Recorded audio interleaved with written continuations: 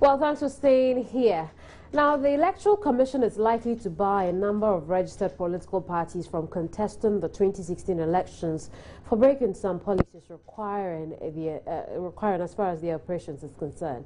This was contained in a report compiled by the EC on the functionality of these registered political parties. According to a section of the report, some of the defaulting parties do not have functional offices across the country as required. Among the defaulting parties, as named in the report, the NDP, the National Democratic Party, the People's National Convention, and the Progressive People's Party.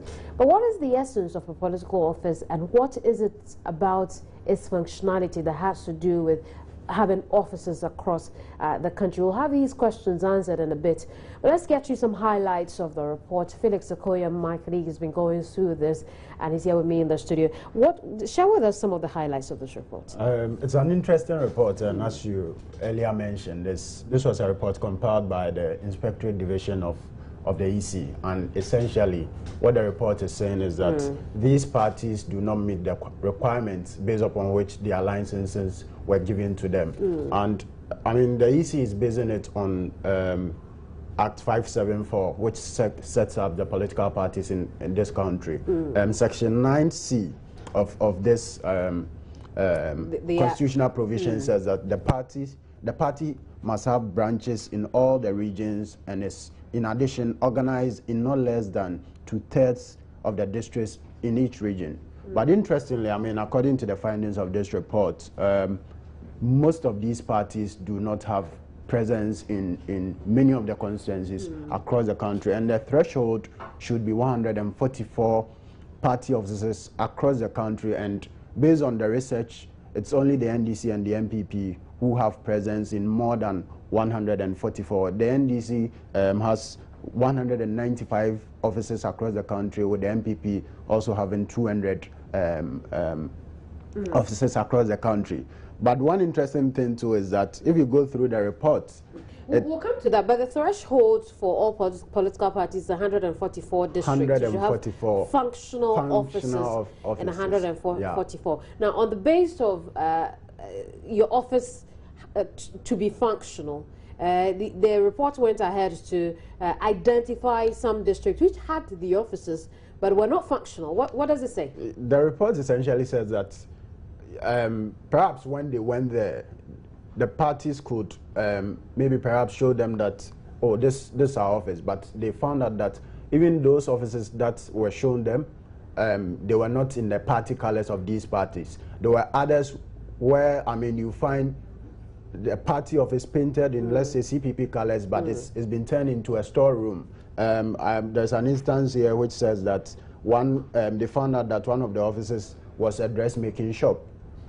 One CPP office was also converted into a storeroom, and essentially, I mean, for the EC, I mean, you can't really say you're a political party if you don't really have presence, you know, in more than 144 constituencies, you know. And now, I'm going to have you hold on. We'll discuss a few of the highlights of this report in a bit, especially the options that the same report says could be available to the Commission. But I'm joined over the telephone by General Secretary for the Progressive People's Party, Kofi Sian Asamoah. Thanks for joining us here, Kofi.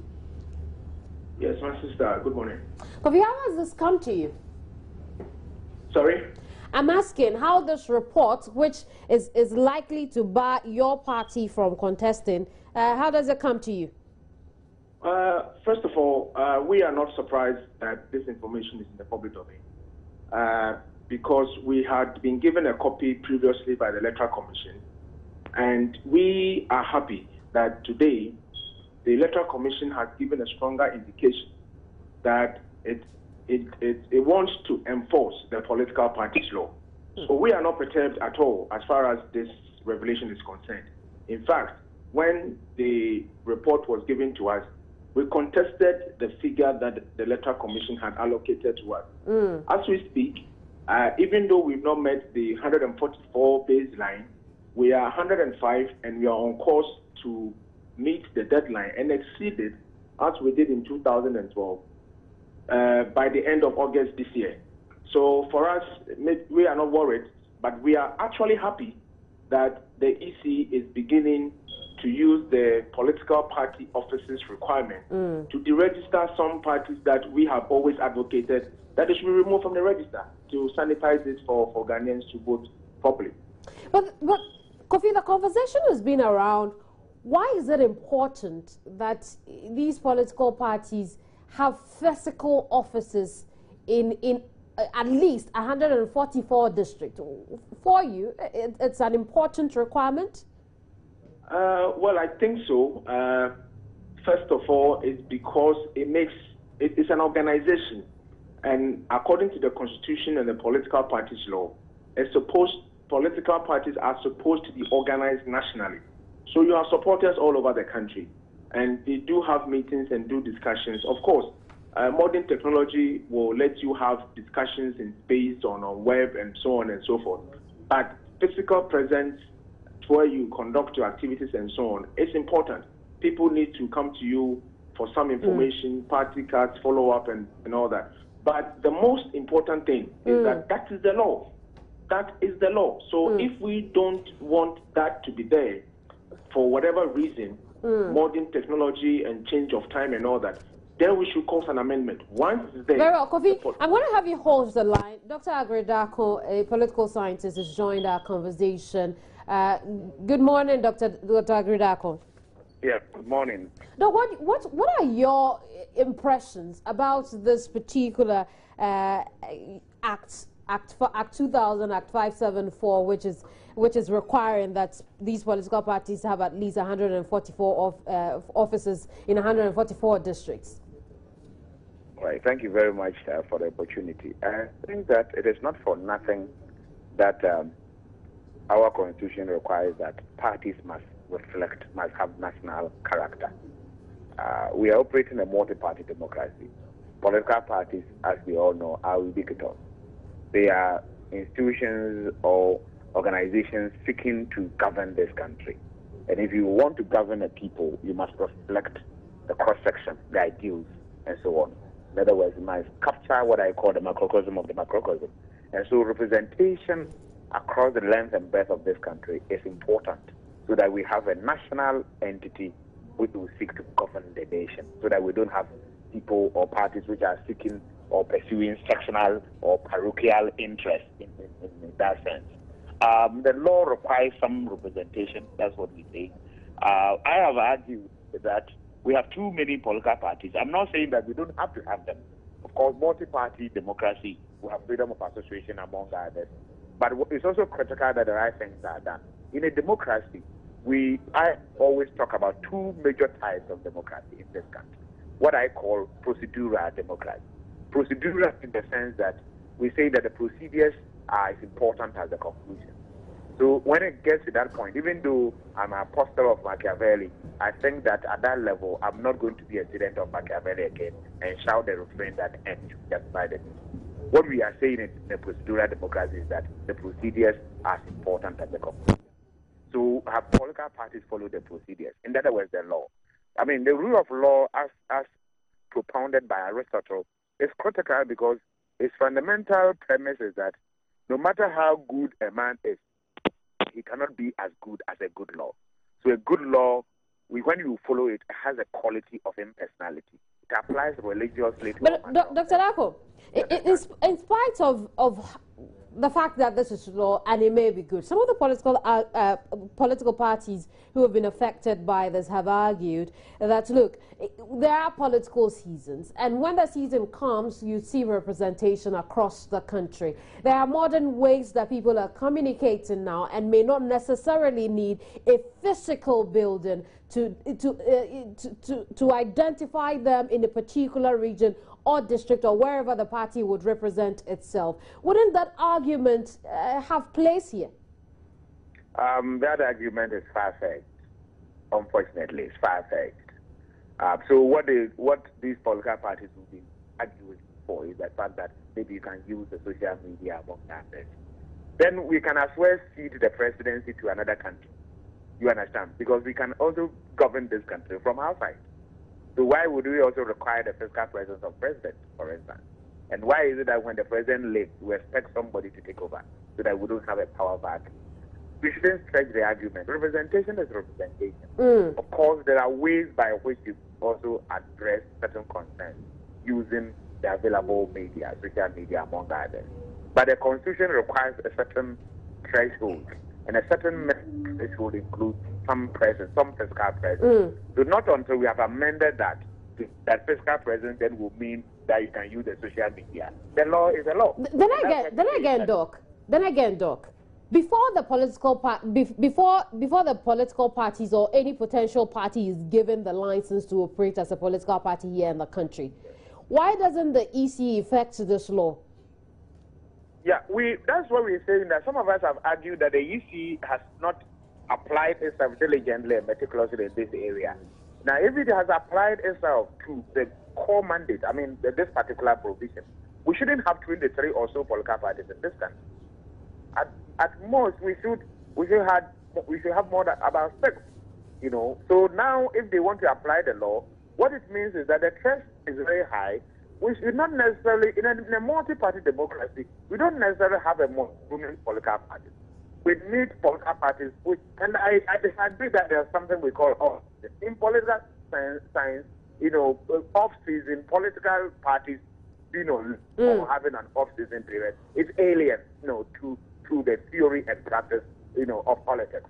The political parties, apart from contesting political power, must constantly engage the public, the citizenry, must constantly engage the politics of the state, must constantly put governments on their toes. You understand? So you cannot declare a period as off-season where you literally go on leave and leave your... How do you even mobilize? Well, Doc, we'll leave our conversation here. We'll continue in subsequent broadcasts. Thank you very much. Dr. Aggrey Darko is a political scientist. Kofi Samoa is General Secretary for the Progressive People's Party. Kofi is over the telephone. Kofi, so if you don't make the deadline by August, as you have said, you would back the EC if it decides that, look, we would allow the PPP to progress and contest into in the 2016 elections. Well, basically that is the case. It's not about our deadline. It's about all parties meeting the requirement of the law. And if any political party, including the PPP, fails to meet that requirement, we will support the withdrawal of licenses. But the argument is not limited to party offices. There are other very serious, important requirements from the political party. We'll discuss that in subsequent broadcasts. Thank you very much, Kofi. Kofi Samoa Samoa is General Secretary for the PPP. Felix Akoyam is still here. So this report also gives us options that could be explored by the Electoral Commission as far as this is concerned. What does it say? Certainly, one of the recommendations that the report, is making that the EC can consider is the fact that the EC can reduce the 2/3 requirement to 3/3 so that the parties that do not have the resources to meet that requirement are able to meet it. Quite apart from that, there's also a suggestion that the EC can withdraw their license and seize them from operating as a political party. But then again, it is not even supposed to register these parties if they don't meet that very requirement. Exactly, and that's the question I think we need to ask the Electoral Commission, because it clearly states that the Commission shall not register a political party under this act unless they meet this requirement. Very well. So it's very important. With Livia, thank you very much, Felix. Felix Akoyam joined us with highlights of a report sanctioned by the Electoral Commission. We'll continue this conversation in subsequent broadcasts, but right now let's talk about Korle Klotey. And one parliamentary aspirant there, Philip Addison, is accusing the NPP National Chairman Paul Afoko and General Secretary Kwabena Agyapong of working against the presidential bid of flag bearer Nana Akufo-Addo. Lawyer Addison, who was the lead counsel for the New Patriotic Party during the landmark election petition, made the comments in an exclusive interview with Joy News' Kwachi Afreniama. There's a perception out there that they are working against the presidential candidate, and it is a very strong perception. And the burden is on them to discharge that perception. I've already said this before, and I'm saying it again. It's a very strong perception that they are working against the presidential candidate. And so the ball is in their court to prove otherwise. This is a presidential candidate who was elected with 94% plus. Solid support in the party. So one cannot understand why there should be opposition to the presidential candidate. But there's a strong perception now. Are you part of those who hold that perception? Yes, from everything that is happening. What makes you think Afoko and Kwabena Agyapong are working against the president? Well, there are so many issues. Once again, this is not the appropriate time for me to come out publicly and say so many things. But I have said that there's a perception out there. I'm sure that's what you said yourself, that there is that perception. And so we all know that there is something going on. I do not want to talk about it. And how could this affect the party in 2016? Oh, but already people are saying there's confusion in the party. That is how it affects the party. When it gives the impression there's some kind of confusion in the party, people are fighting themselves and so on. That is not the best. It gives a very wrong picture to people outside.